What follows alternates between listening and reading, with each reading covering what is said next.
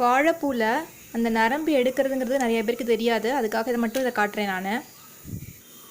நல்லா இப்படி வாழைப்பூவில் மேலே இருக்கிறதுனால தேய்ச்சி விட்டுருங்க. தேய்ச்சி விட்டுட்டு இந்த நரம்பு மாதிரி இருக்குது பாருங்கள், பெருசாக ஒன்றே ஒன்று, இதை மட்டும் தனியாக எடுத்துருங்க. கீழே இருக்க இந்த வெள்ளை கலர் இதையும் சேர்த்து எடுத்துருங்க. இதே மாதிரி ஒவ்வொரு பூலையும் இருக்கிறதையும் எடுத்துருங்க. இதை எடுத்துட்டு நம்ம கட் பண்ணிக்க வேண்டியதான். இது போல் எடுத்ததுக்கப்புறம் சின்ன சின்னதாக கட் பண்ணிக்கலாம். கட் பண்ணிவிட்டு மோரில் சேர்த்துருங்க, இல்லைனா கருத்து போயிடும். வாழைப்பூ வடைக்கு கடலைப்பருப்பை நான் ஒரு 2 மணி நேரம் தண்ணியில் சோக் பண்ணி வச்சுருந்தேன். அதோட மிளகாயும் சேர்த்து ஊற வச்சுட்டேன். இப்போ தண்ணி எல்லாத்தையும் நான் வடிகட்டிட்டு, சுத்தமாக தண்ணியை வடிகட்டிட்டு இதில் சேர்த்துருக்கேன். மிளகாயை சேர்த்துருக்கேன்.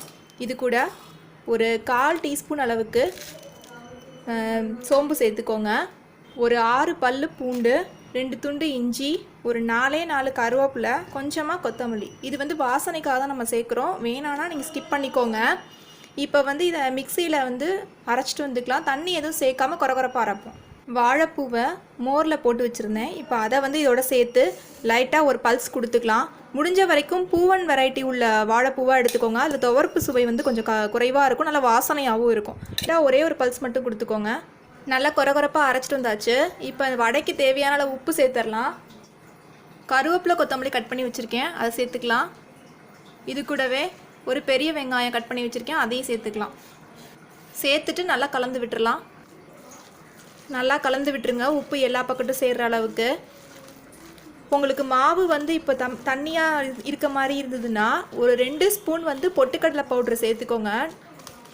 அப்போ நல்லா பைண்டிங் கிடைக்கும். அதே சமயத்தில் நல்லா கிறிஸ்பியாகவும் கிடைக்கும் உங்களுக்கு. ஆயில் நல்லா ஹீட் ஆகிடுச்சு. இப்போ நம்ம வடையை தட்டி போட்டுக்கலாம். எப்பவும் போல் கையில் அப்படி வடையை தட்டிட்டு ஒரு ப்ரெஸ் கொடுத்திங்கன்னா போதும்.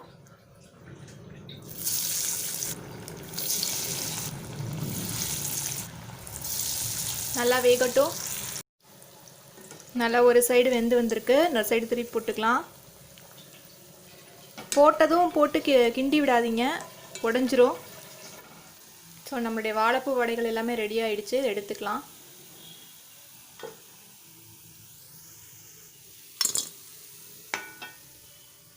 நான் எடுத்துக்கிட்ட குவான்டிட்டிக்கு கிட்டத்தட்ட ஒரு 20 வடை வந்தது. நல்லா கிறிஸ்பியாக சூப்பரான வடை. இங்கே பாருங்கள் எவ்வளோ சூப்பரான வடை ரெடி ஆகிருக்குன்னு பாருங்கள். செஞ்சு பார்த்துட்டு உங்கள் கமெண்ட்ஸ் சொல்லுங்கள். இந்த ரெசிபி உங்களுக்கு பிடிச்சிருந்துச்சுன்னா லைக் பண்ணுங்கள், ஷேர் பண்ணுங்கள், சப்ஸ்கிரைப் பண்ணுங்கள். தேங்க்ஸ் ஃபார் வாட்சிங்.